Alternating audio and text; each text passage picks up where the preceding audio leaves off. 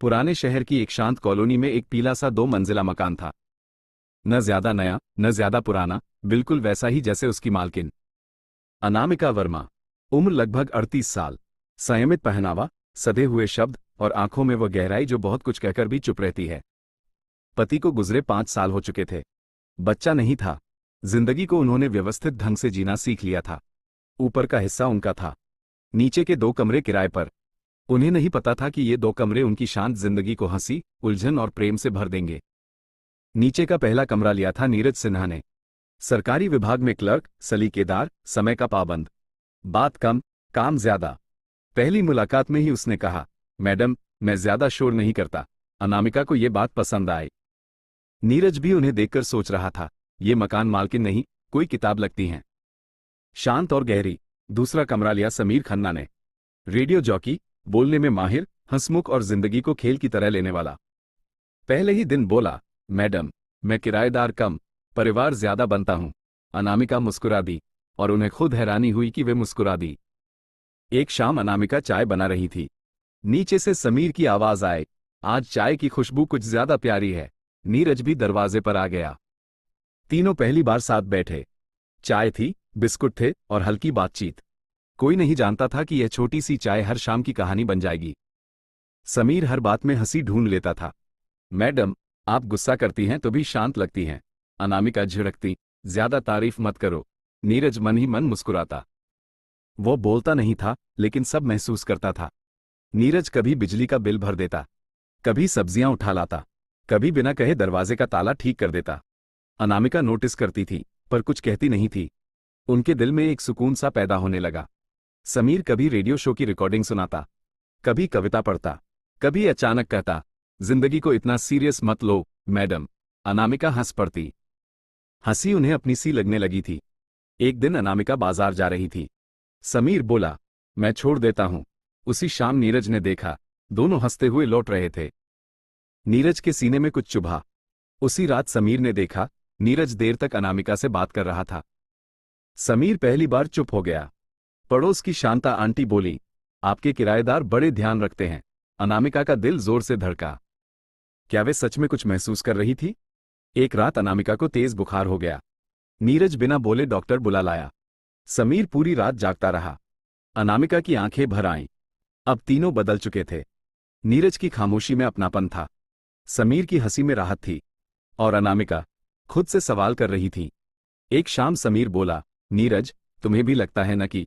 नीरज ने पहली बार खुलकर कहा, हाँ, लगता है। दोनों समझ गए, मुकाबला दिलों का है। अनामिका को सब महसूस हो रहा था, लेकिन वे डर रही थी। समाज से, उम्र से, खुद से। एक दिन उन्होंने दोनों को बुलाया। मैं किसी को ठेस नहीं पहुंचाना चाहती, उन्होंने कहा। नीरज बोला, मैं इंतजार कर सकता हूं। समीर बोला, मैं आपकी मुस्कान चाहता हूं, मजबूरी नहीं। कई दिनों की चुप्पी के बाद अनामिका ने फैसला किया। उन्होंने नीरज का हाथ थामा।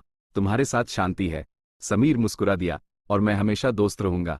समीर ने दूसरा घर ढूंढ लिया, लेकिन रोज मिलने आता। नीरज और अनामिका ने धीरे धीरे एक नई जिंदगी शुरू की। समीर के जाने के बाद नीचे का कमरा खाली हो गया था। कमरा वही था, लेकिन उसकी हंसी, आवाज और शरारतें जैसे दीवारों में अटक गई थी। अनामिका कई बार सीढ़ियों से नीचे उतरते हुए रुक जाती। नीरज ये सब चुपचाप देखता। आप चाहें तो कमरा फिर से किराए पर दे दें, एक दिन उसने कहा। अनामिका ने धीरे से सिर हिला दिया। अभी नहीं। नीरज और अनामिका अब साथ थे, लेकिन बिना घोषणा, बिना शोर।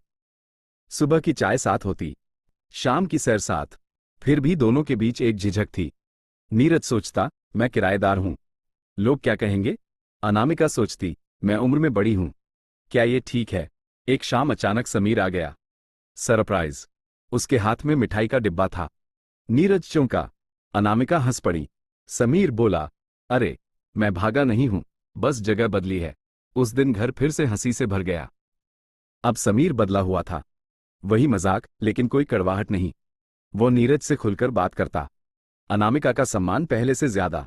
एक दिन बोला, आप दोनों को देखकर यकीन होता है कि शांति भी प्यार हो सकती है। अनामिका की आंखें नम हो गईं। एक दिन रिश्तेदार आ गए। फुसफुसाहटें शुरू हुईं। सवाल उठे, किराएदार, उम्र का फर्क? अनामिका चुप रही। नीरज का चेहरा उतर गया। उसी रात नीरज बोला, अगर मेरी वजह से आपको परेशानी हो रही है तो मैं कमरा खाली कर दूं। अनामिका चौंक गई। और रिश्ता? नीरज ने धीरे से कहा, वह आपके साथ रहेगा, चाहे मैं पास रहूं या दूर। पहली बार अनामिका ने सख्त आवाज में कहा, मैंने बहुत अकेलापन देखा है, अब किसी डर से पीछे नहीं हटूंगी। उन्होंने नीरज का हाथ थामा। ये सिर्फ प्यार नहीं था, ये साथ खड़े होने का फैसला था।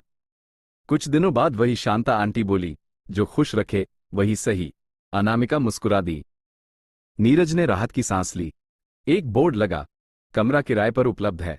समीर बोला, देखना, फिर कोई कहानी शुरू होगी। सब हंस पड़े। लेकिन इस बार कहानी अलग थी। इस बार अनामिका और नीरज मजबूत थे। तीनों पहाड़ों पर घूमने गए। हंसी, फोटो, चाय की दुकानों की बातें। समीर बोला, मेरी अगली किताब यहीं से शुरू होगी। एक शाम नीरज बोला, क्या मैं अभी किराएदार हूं? अनामिका मुस्कुराई, अब तुम घर का हिस्सा हो। बस इतना ही काफी था। समय बीतता गया। कमरा फिर से किराए पर चला गया। जुड़े रहें ऐसी नई मज़ेदार और रोमांचक कहानियों के लिए। चैनल को सब्सक्राइब करें, शेयर करें, लाइक करें।